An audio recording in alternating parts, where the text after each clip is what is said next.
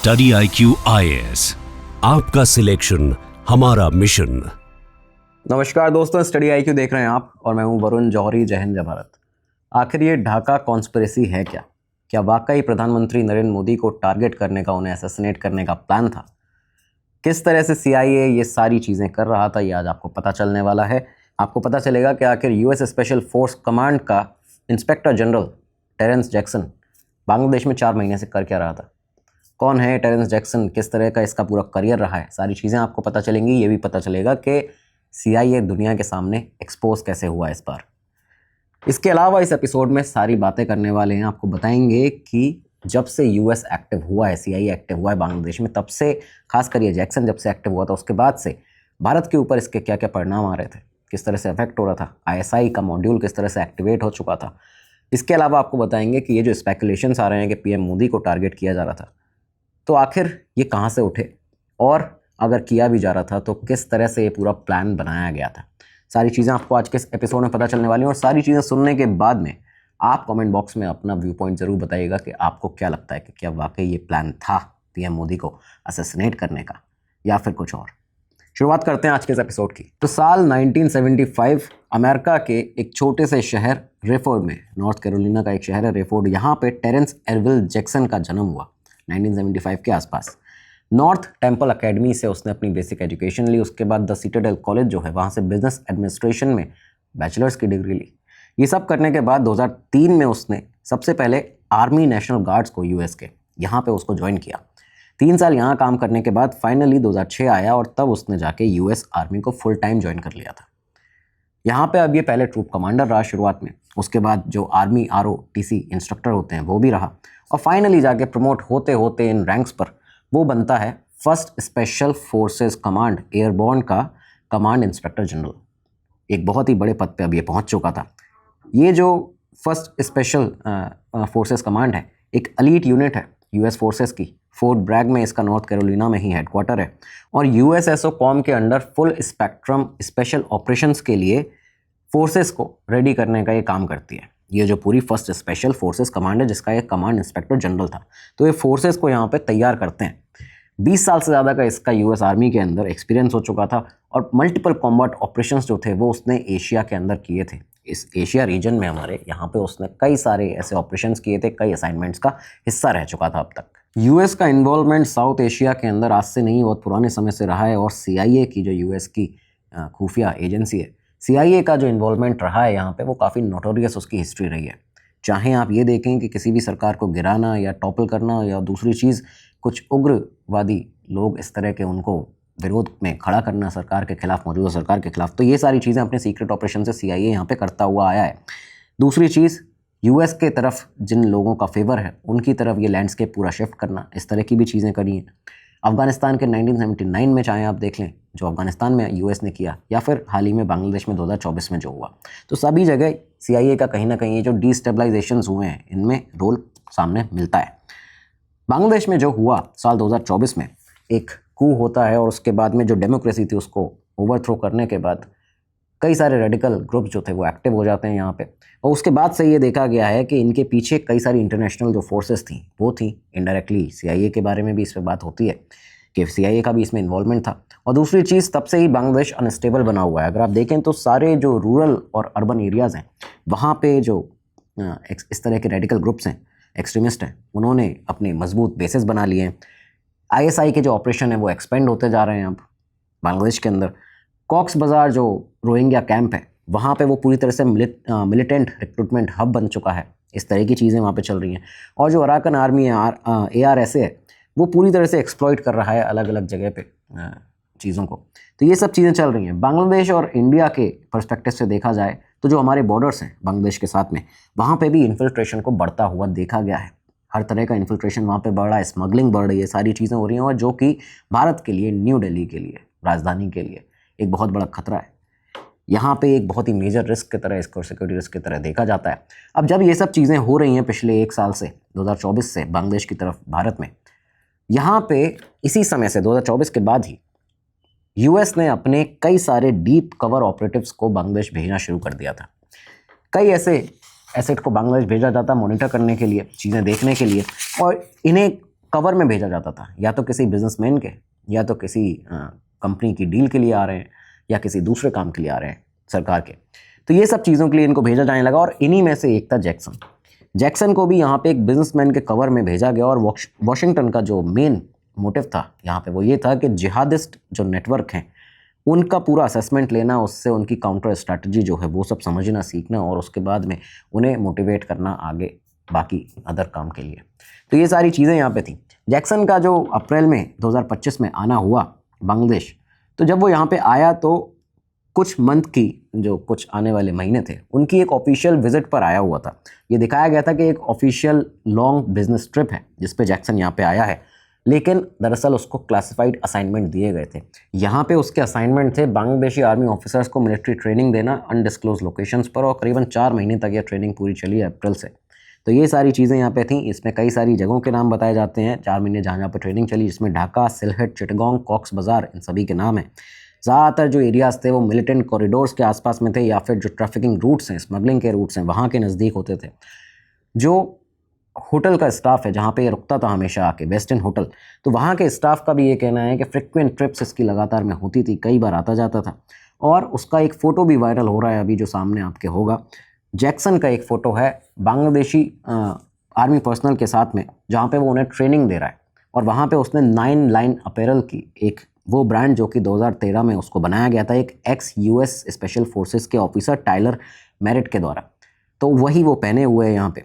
ये सारी चीज़ें उसके फ़ोटो जो हैं वो वायरल हो रहे हैं, सारी चीज़ें सामने आ रही हैं। और ये बात भी पुख्ता है यहाँ पे कि बांग्लादेशी आर्मी को जो यूएस का प्रेजेंस था लगातार यहाँ पे, उसकी पूरी तरह से जानकारी थी कि ढाका और सिलट में किस तरह से यूएस आर्मी के जो लोग हैं और ख़ासकर CIA के जो ऑपरेटिव्स हैं, सीक्रेट ऑपरेटिव्स, वो काम कर रहे हैं। जैक्सन के विजिट के टाइम फ्रेम के अंदर ये भी देखा गया, हमारी इंटेलिजेंस एजेंसीज़ की भी इन चीज़ों पर निगाह थी कि पाकिस्तान की ISI जो है उसकी एक्टिविटीज़ बांग्लादेश से इंडिया के विरोध में, भारत के विरोध में बढ़ रही हैं लगातार। पाकिस्तान की ISI बांग्लादेश को एक लॉन्च पैड की तरह यूज़ करने लगा था जब से शेख हसीना की सरकार गई थी, उसके बाद से ही भारत के विरोध में। और ये पूरा टाइम फ्रेम वही है जब जैक्सन का विजिट और बाकी जो और पीटर हैस यूएस का, जब इन सब के विजिट थे तब ये सब एक्टिविटीज़ ज़्यादा बढ़ गई। क्या एक्टिविटीज़ हो रही थी?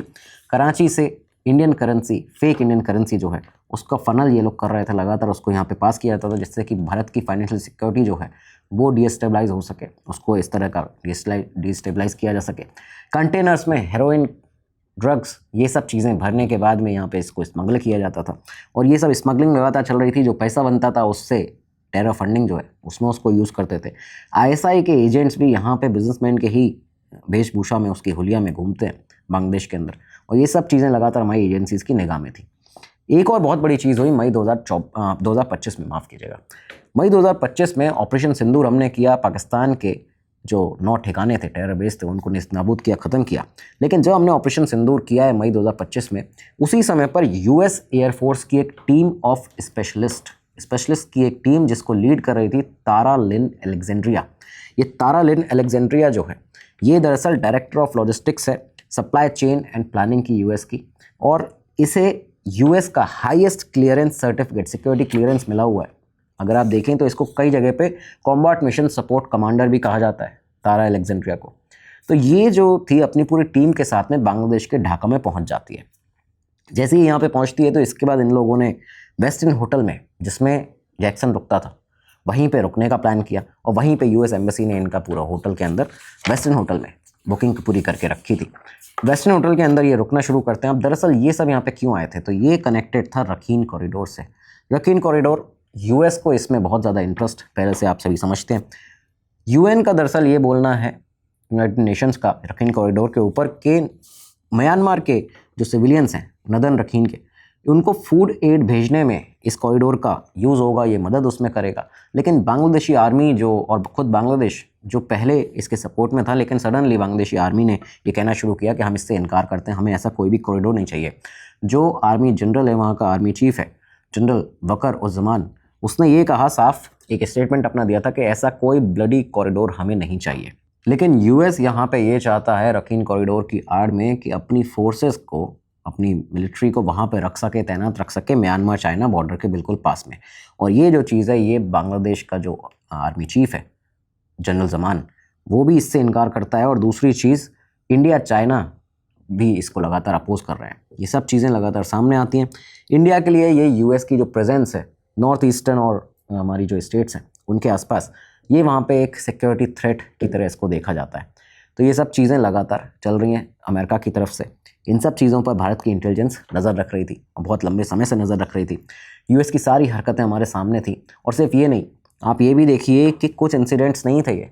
इसके अलावा फॉर्मर यूएस एम्बेसडर पीटर हास बांग्लादेश में करीबन उसने 1 साल के अंदर 6 विजिट किए हैं।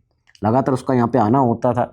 ऑफिशियली ये दिखाया जाता था कि बिजनेस रिलेटेड जो एलएनजी फर्म सेक्टर है उससे रिलेटेड काम के लिए आ रहा है, लेकिन इंटेलिजेंस ऑफिसर्स जो हैं, जो सोर्सेज हैं, वो ये बिलीव करते हैं कि ये जो टाइमिंग थी और ये जो पूरा नेक्सस था उसका, जिस तरह से जो नेचर था उसके काम का, वो सजेस्ट करता है यहाँ पे कि ये बहुत आगे है कॉर्पोरेट डिप्लोमेसी से, ये कुछ और काम के लिए यहाँ पे आता था। तो सारी चीज़ें सामने थी हमारी एजेंसीज़ के। जब पीटर हास यहाँ पे आया था तो 5 अगस्त को जो उसका टूर हुआ, तो उस समय वो कॉक्स बाज़ार में भी गया था। कॉक्स बाज़ार आपको पता होगा world largest Rohingya camp host करता है। तो ये वहाँ पे पहुँचा और उसने 5 एनसीपी के लीडर्स से ही मुलाकात की थी। एनसीपी लीडर्स वो जो स्टूडेंट मूवमेंट से लिंक थे, बांग्लादेश की जो सरकार गिरी है उसमें बहुत बड़ा उनका एक बड़ा रोल था। तो इन लोगों से भी इसकी मुलाकात हुई। तो ये कोई नॉर्मल चीज़ें नहीं थी और इन सब के ऊपर हमारी एजेंसी खुफिया तंत्र की पूरी नज़र थी। यूएस का इंटरफेरेंस एक तरह से बहुत ज़्यादा बढ़ता जा रहा था इस समय तक। अब यही वो महीना था अगस्त 2025 का, जब एक बार फिर से वेस्टर्न होटल की लॉबी के अंदर 5 से 6 जो यूएस के ऑफिसर थे यूनिफॉर्म के अंदर, वो देखे जाते हैं, वो देखने को मिले। वो उसके बाद में एक ईमेल भेजा गया वेस्टर्न होटल को। ये ईमेल भेजा गया था यूएस एम्बेसी एक ऑफिसर के द्वारा। उस ईमेल में था, एक बुकिंग ईमेल था कि एक रूम बुक करना है 27 अगस्त से, और ये बुकिंग थी जो कि सेल्स डिपार्टमेंट को भेजी गई। वहाँ से बुकिंग कंफर्मेशन हुई और उसके बाद रूम नंबर 808 बुक किया जाता है वेस्टर्न होटल का टेरेंस जैक्सन के लिए। एक बार फिर से वो इस बार फिर से आने वाला था ढाका, बांग्लादेश। टेरेंस जैक्सन का यहाँ पे आना हुआ 27 अगस्त को, चेक इन किया। 28 अगस्त को उसने ब्रेकफास्ट और लंच जो थे वो होटल में किए। उसके बाद जो उसका बाहर आना जाना रहता था वो लगातार बना रहा। कई अलग अलग जगह वो गया, अभी कहाँ किस स्पॉट पे गया ये अभी पता नहीं चल पाया। 29 की इवनिंग में, 29 अगस्त की रात को वो पूरी तरह से बाहर ही था। ये देखा गया कि उसने जो डिनर है वो भी वहाँ पे नहीं किया हुआ है। लेकिन उसके बाद 30 अगस्त को जब वो, क्योंकि 29 की रात में वापस आया, तो 30 अगस्त और 31 अगस्त का जो दिन था, किसी ने भी उसको अपने रूम से बाहर निकलते हुए नहीं देखा। टेरेंस जैक्सन अपने रूम में ही था। किसी ने भी ये नहीं देखा कि वो लंच डिनर ब्रेकफास्ट कुछ भी करने के लिए आया हो नीचे होटल की लॉबी में, दूसरी चीज़ कहीं बाहर जाने के लिए निकला हो। जब 2 दिन हो गए तो इसके बाद जो हाउस कीपिंग स्टाफ था और ख़ासकर जो रिसेप्शन पर मैनेजर थे होटल के, वेस्टर्न होटल के, तो उनको भी शक हुआ और उन्होंने एक तरह से यूएस एम्बेसी को भी कॉल किया था। उन्होंने बोला कि ये जो हैं आपके गेस्ट जो हैं उनका कोई भी अता पता नहीं चल रहा है, वो होटल से बाहर नहीं निकल रहे हैं अपने रूम से। हाउस कीपिंग जब अंदर गए उस होटल के रूम में जैक्सन के, तो वहाँ उन्होंने देखा कि बेड के ऊपर जैक्सन पीठ के बल पड़ा हुआ है और नेकेड है, उसने कपड़े नहीं पहने हुए हैं। और जब देखा गया तो वो मर चुका था, उसकी हत्या हो चुकी थी एक तरह से, अगर यहाँ पे सीधा सीधा देखा जाए। यूएस एम्बेसी के ऑफिसर जो थे वो यहाँ पे पहुँचते हैं। करीबन 12:15 की आसपास की बात बताई जाती है, 12:30 की। अगस्त 31 को 3 यूएस एम्बेसी के ऑफिसर्स यहाँ पहुँचे, उसमें एक महिला भी थी शामिल। होटल पहुंचने के बाद स्ट्रिक्टली ऑर्डर दिया जाता है पूरे होटल के स्टाफ को, मैनेजर को, कि कोई भी हमारे इन्वॉल्वमेंट के बारे में या हम यहाँ पे आए हैं इसके बारे में भी अभी किसी को नहीं बताएगा, इस इंसिडेंट के बारे में नहीं बताएगा। सीनियर स्टाफ ने पूरे कलीग्स को वेस्टर्न होटल के ये कहा उनसे कि आप कोई भी जो कन्वर्सेशन है इस इंसिडेंट के रिगार्ड में उसको अवॉइड करें। मीडिया के कॉल्स आएंगे आप उनको भी ना उठाएं, ये सारी चीज़ें बताई गई उनको।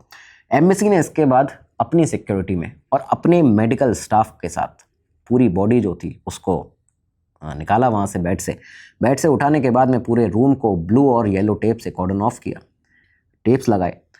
शाम के करीबन 6:30 बज चुके थे जब पूरी टीम वहीं पे थी, जैक्सन की बॉडी और बाकी उसके पूरे रूम की तहकीकात कर रही थी। और ये सब करने के बाद में बॉडी को रूम से रिमूव किया गया 6:30 के आसपास। कई सारे सूटकेस जो थे वहाँ पे उस रूम के अंदर वो भी ले गए एम्बेसी के लोग। कुछ पर्सनल बिलोंगिंग्स जो थी जैक्सन की उनको भी ले जाया गया और बॉडी यूएस एम्बेसी को हैंडओवर कर दी गई एक तरह से, क्योंकि पुलिस भी बांग्लादेश के यहाँ पहुँच चुकी थी, फिर भी बिना ऑटोप्सी के। मेन चीज़ थी कि यूएस एम्बेसी ने मना कर दिया, हमें कोई ऑटोप्सी नहीं करानी, कुछ भी नहीं कराना है, और सीधा यहाँ पे उस बॉडी को हैंडओवर कर दिया जाता है यूएस एम्बेसी को। यूएस एम्बेसी के ऑफिसर्स ने कोई भी स्टेटमेंट नहीं दिया, ना ही मीडिया को, ना ही होटल के किसी स्टाफ को, क्या आखिर क्या है कि पूरा मांजरा क्या है, क्या हुआ है इसके साथ में। 4 सितंबर को एक मीडिया क्वेश्चनर जो था उसका भी एक तरह से वो प्रपोज था कि वहाँ पे किया जाएगा इसके बारे में बात, लेकिन उसको भी अवॉइड किया, पूरी तरह से इग्नोर किया गया। तो ये सारी चीज़ें यूएस एम्बेसी के द्वारा की गई। उसकी बॉडी जो थी वो यहाँ से लेके सीधा अमेरिका भिजवा दी जाती है। अब 31 अगस्त को जब जैक्सन की मौत हुई है वेस्टर्न होटल के अंदर, उस समय किसी को नहीं पता था एक तरह से, ना ही ये खबरों में आया था। सिर्फ बांग्लादेश के अंदर ढाका में कुछ लोकल न्यूज़पेपर्स ने इसको छापा था। यूएस में सभी को पता था, यूएस एम्बेसी को पूरी तरह से पता था, लेकिन ये भारत में उतनी तेज़ी से जो खबर थी वो फैली नहीं थी, किसी को भी ज़्यादा इसके बारे में जानकारी नहीं थी। लेकिन सडनली उसके बाद एक कोइंसिडेंस होता है। अब ये कोइंसिडेंस था, या कह लीजिए कि ये एक पूरी तरह से स्पेकुलेशन, क्योंकि यहीं से निकले हैं कि ये पीएम मोदी को मारने का एक प्लान था, उनको असैसिनेट करने का प्लान था। तो हुआ क्या इस दिन, आप सभी जानते हैं अब तो, कि पीएम मोदी तेंजिंग गए थे China, Shanghai Cooperation Organisation SCO summit में। तो एससीओ के लिए यहाँ पे गए हुए थे पीएम मोदी, और इसके बाद ये सेम डे था जब यहाँ 31 अक्टूबर को ढाका के अंदर मारा गया इसको, जो टेरेंस जैक्सन था। पीएम मोदी जब एससीओ समिट में गए थे तो उनकी और रशिया के प्रेसिडेंट व्लादिमीर पुतिन की एक टोटली अनप्लान्ड कन्वर्सेशन 45 मिनट की पुतिन की कार में, प्राइवेट कार के अंदर होती है। 45 मिनट तक ये दोनों वर्ल्ड के बड़े लीडर, सबसे बड़े लीडर बात करते हैं कार के अंदर बैठ के, और इसके बाद इसका एक फ़ोटो वायरल होता है, इसका एक फ़ोटो सामने आता है। फिर लोगों ने, जो एक्सपर्ट्स थे, उन्होंने इन डॉट्स को कनेक्ट करके देखा। सामने फिर ये थ्योरीज आना शुरू हुई कि मोदी और पुतिन की जो बातचीत है वो इस विषय पर होगी कि इंडिया और रशिया ने एक इंटेलिजेंस ऑपरेशन किया, एक जॉइंट ऑपरेशन किया है, जिसमें यूएस के CIA के इस टेरेंस जैक्सन को न्यूट्रलाइज किया गया है। क्यों? क्योंकि वो मोदी जी का असैसिनेशन करने के लिए आया था। ये थ्योरी यहाँ से आई। अब ये जो थ्योरी आई तो इसके बाद ये स्पेकुलेशन था, लेकिन इसको और ज़्यादा जो स्ट्रेंथ थी वो मिलती है कब? 2 सितंबर को। 2 सितंबर को दरअसल तेंजिंग से वापस आने के बाद भारत, पीएम मोदी नई दिल्ली में सेमिकॉम समिट था, सेमिकॉम समिट को एड्रेस कर रहे थे। तो वहाँ पे पहुँचे तो उन्होंने बताया कि मैं चाइना के दौरे से वापस आ चुका हूँ, तेंजिंग से वापस आ चुका हूँ एससीओ समिट से। तो लोगों ने तालियां बजाईं। उस पर उनका कहना था कि आप किस लिए क्लैप कर रहे हैं, किस लिए ताली बजा रहे हैं, कि मैं गया था इसलिए या वापस आ गया इसलिए। तो ये जो एक स्टेटमेंट था पीएम मोदी का, इसके बाद ही ये जो स्पेकुलेशंस थी ये तेज़ हो गई, रफ्तार से चलने लगी कि पीएम मोदी का असैसिनेशन करने का एक प्लॉट था और ये जैक्सन जो था यही करने आया था। इस वजह से इसको इंडिया और रशिया के एक जॉइंट ऑपरेशन में मार गिराया गया है, ख़त्म किया गया है। हालांकि कई लोगों ने तो इस तरह से न्यूज़ में, मीडिया में बातें बतानी शुरू की कि रशिया ने पीएम मोदी को बचाया। एक बात साफ तौर पर समझ लीजिए, सुन लीजिए, और आप सभी ये जानते होंगे बखूबी कि भारत की खुफिया एजेंसी और खुफिया तंत्र जो है RANW, रिसर्च एनालिसिस विंग, उन्हें किसी भी और देश की ज़रूरत नहीं है कोई भी ऑपरेशन करने के लिए। अगर आप हमारे एपिसोड्स देखते हैं तो आपको बहुत डिटेल में कई सारे ऐसी स्टोरीज़, कहानियाँ बताते हैं, केसेस बताते हैं जिसमें RANW के कुछ ऐसे ऑपरेशन हैं जो दुनिया भर में कोई नहीं कर सकता। तो हमारे देश के प्रधानमंत्री को अगर खतरा है तो हमारी एजेंसी को बहुत पहले से पता रहेगा, और ये सारी चीज़ें जो हैं कई लोगों ने इस तरह से दिखाई कि रशिया ने प्रधानमंत्री मोदी को बचाया। खैर, अब यहाँ पे जो ब्रॉडर कॉन्टेक्स्ट में बात हो रही थी, और वो एक तरह से बात सही भी थी, इस तरह की चीज़ होती है, वो बात ये थी कि CIA जो है, अमेरिका जो है, वो इंडिया को डिस्टेबलाइज करना चाहता है, अस्थिर करना चाहता है। यहाँ पे कोई ऐसी US पपेट रजीम जो है, जो सरकार है, उसको लाना चाहता है। ये सारी चीज़ें अमेरिका करना चाहता है इस वजह से, और वो कई डिकेड से कंसिस्टेंटली ये सब चीज़ें प्रयास करता है। ये हमने इतिहास में भी देखा हुआ है हमारे यहाँ। तो इस वजह से उसने ये सारा प्लान किया था, और रीज़न सिंपल था कि भारत जो है वो स्ट्रांगली उभर रहा है। पीएम मोदी एक बहुत ही स्ट्रांग नेता की तरह उभर रहे हैं। जो भी एक्सटर्नल एग्रेशंस हैं, भारत उनको टॉलरेट नहीं करता है, थ्रेट्स को टॉलरेट नहीं करता है, किसी भी अजीब तरह की जो चीज़ें प्रपोज की जाती हैं उनको टॉलरेट नहीं करता है, जवाब देता है। तो इस वजह से भारत को टारगेट किया जाए, और भारत जो है वो 3rd लार्जेस्ट इकोनॉमी बनने वाला है, तो इस वजह से डिस्टेबलाइज किया जाए इस देश को। ये ब्रॉडर कॉन्टेक्स्ट में जो बातें थी वो सामने आने लगी। दोस्तों, वीडियो में आगे बढ़ें उसके पहले एक ज़रूरी अनाउंसमेंट आप लोगों के लिए। अगर आप लोग जो वीडियो देख रहे हैं, अपने करियर को एक बड़ी ग्रोथ देना चाहते हैं AI के साथ, तो स्टडी IQ का जेन AI कोर्स आपके लिए अवेलेबल है। यहाँ पे आपको फ्री टूल्स जो हैं AI के वो सीखने को मिल जाते हैं, ट्रिक्स सीखने को मिल जाती हैं। साथ ही साथ में आप अपना खुद का ऑटोमेशन आप सीखते हैं, प्रोफाइल बिल्डिंग सीखते हैं। 40 आवर्स से ज़्यादा की आपको क्लास मिल जाती है, लाइव क्लास। और इसके साथ ही ये जो कोर्स है ये हर किसी के लिए, स्टूडेंट्स के लिए है, एंटरप्रेन्योर्स के लिए बहुत अच्छा है, वर्किंग प्रोफेशनल्स के लिए तो बहुत उन्हें ज़रूरत पड़ती है, उसके लिए उनके लिए बहुत ज़्यादा अच्छा है। यहाँ पे आप सारी चीज़ें AI से सीखते हैं, आपको बेस्ट जो फैकल्टी हैं, ट्यूटर हैं, उनके द्वारा ये सब सिखाया जाता है। स्क्रीन पर जो आपको इमेज दिख रही है, फोटो दिख रहा है, उसमें जो प्राइस आपको समझ में आ रहा है, सामने दिख रहा है, उस पर भी एक बहुत बड़ा डिस्काउंट मिल जाएगा अगर आप वीजे लाइव कोड लगाएंगे। क्या करना है, इस वीडियो के नीचे डिस्क्रिप्शन बॉक्स में जाइए, लिंक मिलेगा, क्लिक करिए, उस प्राइस पर आपको बड़ा डिस्काउंट पाना है तो वीजे लाइव कोड लगाइए और अपने करियर को एक बड़ी ग्रोथ दीजिए। अब आगे बढ़ते हैं अपने एपिसोड में। लेकिन इसके बाद चौंकाने वाली और नज़र डालने वाली जो चीज़ें थी वो सामने आई अमेरिका से। यूएस का जो रिएक्शन था इस पूरे जैक्सन के हत्याकांड के ऊपर, अगले ही दिन 1 सितंबर को first special forces command airborne, जिसमें जैक्सन काम करता था कमांड इंस्पेक्टर जनरल के इतने बड़े पद पर, तो यहाँ से उन्होंने, उनके स्पोक्स पर्सन ने, ये एसएफ कमांड के यूएस के, उन्होंने ईमेल करके नॉर्थ वेस्ट न्यूज़ को एक ईमेल किया और ये क्लेम डिनाई कर दिया सीधा कि ये जो जैक्सन था ये कोई भी हमारा कमांड इंस्पेक्टर जनरल है ही नहीं। उनका कहना था कि individual in question is confirmed alive in United states of America at this time. ये जो शख्स जिसकी आप बात कर रहे हैं वो अभी जिंदा है और जीवित है और अमेरिका के अंदर है। 4 सितंबर को US army special operation command के public affairs officer lieutenant colonel Allie Scott ने अपना एक फॉर्मल स्टेटमेंट इशू किया और उसमें उन्होंने कहा कि करंटली जितने भी हमारे स्पेशल कमांड ऑफिसर्स हैं वो सारे के सारे अमेरिका के अंदर हैं और कोई भी बाहर नहीं है। इनफैक्ट हमारा ढाका के अंदर, बांग्लादेश के अंदर कोई भी ऑनगोइंग ऑपरेशन चल ही नहीं रहा है, हमारा कोई ऐसा ऑपरेशन करने का प्लान भी नहीं है। ये सारी चीज़ें सामने आई अमेरिका की तरफ से। अगर ये ऐसा कुछ था तो आपके ये जो ऑफिसर, ये जो था जिसके फ़ोटोज़ वायरल हो रहे हैं अब, तो आखिर ये कौन था? एम्बेसी ने इसको बिना ऑटोप्सी के क्यों इसकी बॉडी को इस तरह से रिकवर किया? क्यों सारे स्टाफ को ये बताने से मना किया गया था, स्ट्रिक्टली मना किया गया था? तो खैर क्यूरियोसिटी एक और यहाँ से जनरेट होती है कि लिंक्डइन प्रोफाइल जो थी जैक्सन की, वहाँ से इन्फॉर्मेशन को ऑल्टर किया जाता है। जो उसकी सेंसिटिव डिटेल्स उसने लिखी थी अपनी लिंक्डइन प्रोफाइल पे, पहले की जो एक उसकी प्रोफाइल थी कि वो मिलिट्री रोल उसका जो है फर्स्ट स्पेशल कमांड ऑफिसर है, वो यहाँ पे इंस्पेक्टर जनरल है, कमांड ऑफिसर है, तो ये सब चीज़ें जो थी उनको डिलीट कर दिया गया था अमेरिका के द्वारा। और दूसरी तरफ बांग्लादेश के जो सोर्सेज, उन्होंने भी ये कंफर्म किया कि यूएस स्पेशल फोर्सेज जो हैं वो कई महीनों से यहाँ पे उसके ऑफिसर तैनात हैं, सीआईए के ऑफिसर तैनात हैं बांग्लादेश के अंदर, जो कि मिलिट्री ट्रेनिंग प्रोवाइड कर रहे हैं यहाँ के बांग्लादेशी आर्मी के कई लोगों को और बाकी और कुछ रेडिकल ग्रुप्स को। ये सारी चीज़ें सामने यहाँ पे आती हैं। अब ज़रा ये देखते हैं कि आखिर ये जो मोदी जी का असैसिनेशन प्लान जिसके बारे में बात हो रही है, जिसके स्पेकुलेशंस जो लगाए जा रहे हैं, क्या वो कितने हद तक सही हो सकते हैं। ज्योग्राफिकली अगर देखा जाए तो ढाका और त्यानजिंग, क्योंकि ढाका में था जैक्सन, मोदी जी उस दिन 31 अगस्त 2025 को त्यानजिंग में थे, चाइना। 250 किलोमीटर से ज़्यादा का डिस्टेंस है दोनों के बीच में। फ्लाइट से भी देखा जाए तो 3 से 4 घंटे तो लगते ही हैं।